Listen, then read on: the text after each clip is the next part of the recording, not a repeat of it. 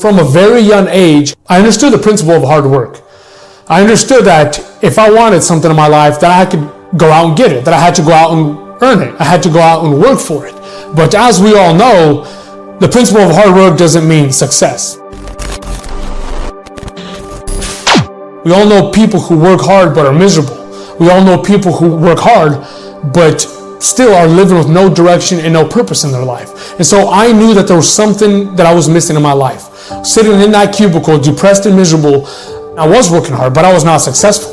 And so I knew that I was missing something. I knew that there was something more to life. I knew there was other success principles that I didn't yet understand that I was missing, that I had to discover and that I had to implement into my life in order to get to where I wanted to go, to become who I wanted to become, to offer to the world the gifts and skills and talents that I believe I possessed, but I just didn't know how to express them. I didn't know how to dig them out of myself yet. I want to share with you 3 principles that I believe will absolutely transform your life, because these principles, they helped me get back on track in my life when I needed them most. I believe that they can transform you. If you're not where you want to be, maybe you're not in the kind of job, the kind of career that you thought you'd be. Maybe you're not in the kind of moment in time in your life that you thought you would be by this point in your life. Maybe some obstacles, some circumstances, some things in your life have happened that have put you in a position to where you're not where you want to be in life. And so I believe these principles can help equip you. They can be like that toolbox that you can go to help you get back on track and stay on track and become the kind of person that you can become. These 3 principles that I'm going to share. The first one is to develop a burning desire. The second one then is to take action. And then the third principle is always persist. With that, we'll start with principle number 1. The first thing you've got to do is you've got to develop a burning desire. Now, it doesn't matter where you're at in your life. It doesn't matter what kind of obstacles you're facing. It doesn't matter how many times you failed in the past. It doesn't matter what people think about you. It doesn't matter how many things you have to overcome. If you have a burning desire in your heart to do something great with your life, to not just be a person who just flows through this life, but actually impacts people, goes out there and does incredible things, has incredible impact on the world, has incredible impact on your family, on your community, on people around you, you have to have something to fight for. If I ask you right now, do you want to be successful? As a matter of fact, if I stop 100 people on the street and I ask them, do you want to be successful? Chances are every single one of these people are going to tell me, yes, they want to be successful. Now, if I ask them, what does success look like to you specifically? I don't know if everyone will be able to tell me that. See, a lot of people, they love to talk big. They love to talk about wanting to succeed, talking about doing great things, but they don't have clarity. They don't know what that looks like to them specifically. And develop a burning desire. You can't fight for things in your life when you don't know specifically what it is that you're fighting for. And for me, I had to discover that. I come from a family of fighters. I come from a family of people who live with purpose, and despite the circumstances that they face in life, they still live with so much purpose and impacted so many people. And yet there I was, living in America, working in this dead-end job, depressed and miserable. And so I knew that I needed that passion in my life. I knew that I needed to find something to fight for.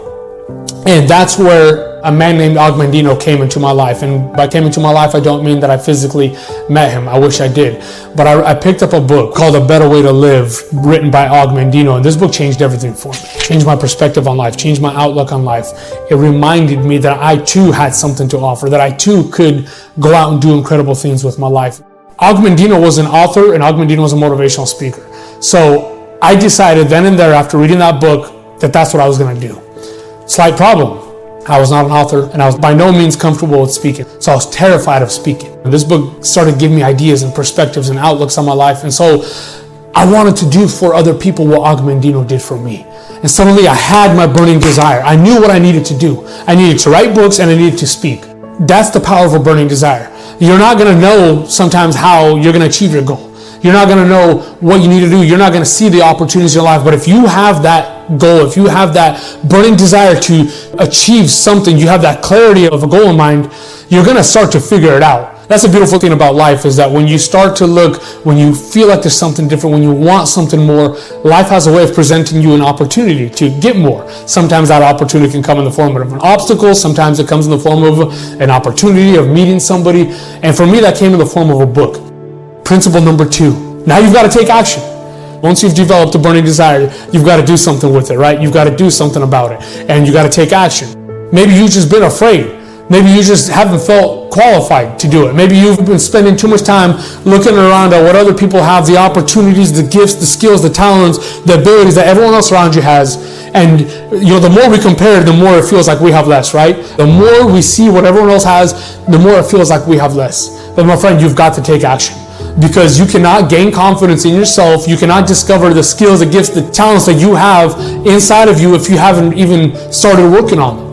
If you haven't started taking action, if you haven't been trying different things, if you haven't been putting yourself out there, right? It's okay to be scared. It's not okay to stay that way. It's not okay to not trying. It's not okay to let that fear keep you beat down and staying in the same place. And so that's why this second principle is so important. It's one of the most easiest principles to understand for people, and yet it's still the one that keeps people down the most, because people don't implement that into your life. When I was 17 years old, my brothers and I, we were headed to a wedding, and we got into a little bit of a road rage with this absolute maniac lady on the freeway. This lady decided she wanted us off the freeway. She's getting in front of us, she's stopping, she's brake checking us, she's stopping the car, and we're trying to go around her. And at one point, my brother decides, we got to get rid of this lady. Like, we got to get away from her. So he steps on the gas, and we start going about 80 miles an hour down the freeway, and we're going down the fast lane. And this lady, she catches up to us. She swerves across 3 lanes of traffic. She swerves her SUV, clips the back of my brother's car. The entire car spins around, back left tire snaps off, and we start rolling down the freeway. I'm unbuckled in the back seat the entire time. The car finally comes to a stop. All 3 of us crawled out of that car, and to this day, I don't know how it happened. It was a miracle. I don't know how it happened, but all 3 of us crawled out without a single scratch on us. I remember ambulance lady pulls up. She takes one look at the car. She called us golden boys. She said, nobody should have came out of that car alive. That got me thinking about my life a little bit differently. When you're young, you think you're going to live forever. And it was at that moment that I realized that my life could have ended in an instant. It was the first time in my life that I finally realized that I wasn't going to live forever. That the way that I was living, the opportunities that I had in my life, that they weren't going to be there forever. How often do we read a book, we hear a song, we watch a movie, something triggers, something inspires us, something gives us an idea. We have that burning desire, we have that idea to change, to do something, to want to do something bigger with our life. But because we don't take action, because we don't implement, that emotion, eventually it fades away. See, motivation is a good thing. Motivation is meant to be that spark, meant to be that jolt, but then it's got to be followed by action. Motivation's got to lead you to do something. And that's where this principle comes in. And this brings us to principle number 3, always persist. My friend, it's not going to be easy. The bigger the goal, the bigger the destination, the bigger the vision, the bigger the dream, the longer it's going to take for you to get there. The more obstacles you're going to face in your life to achieve that goal. You might be someone who's already developed a burning desire. You might be somebody who knows exactly where you're headed. You might be somebody who's even started taking action. And yet the obstacles that we face along the way, the words of other people, the circumstances that we face, the pandemics, the things that come to us in our life that throw us off track, that disrupt us, that cause moments of distraction in our life, they stop us dead in our tracks. And this is where most people stop. I believe that the difference between people who achieve extraordinary things in their life and people who don't, it's not that people who are doing extraordinary things out there are smarter than you or more talented or more skilled.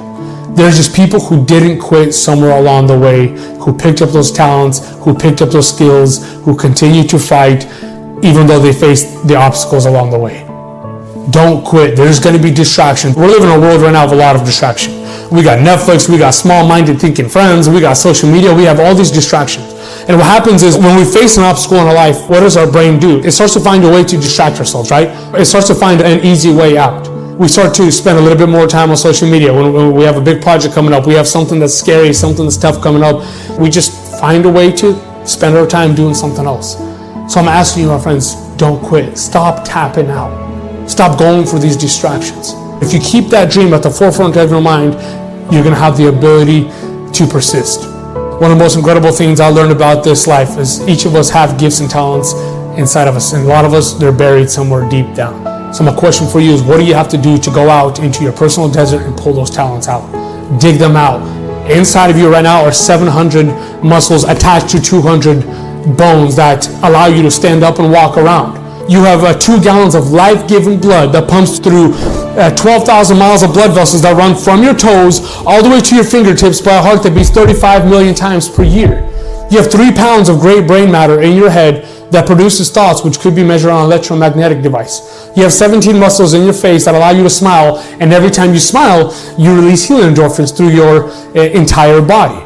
You have eyes that subconsciously detect emotion on another person's face, allow you to feel what they feel, and cry when you see them cry because of something called mirror neurons. You have lungs that expand into 20,000 breaths per day, keeping you alive without you ever needing to remind them to. You see, my friends, everything inside of you is fighting to keep you alive. The least you can do is start living.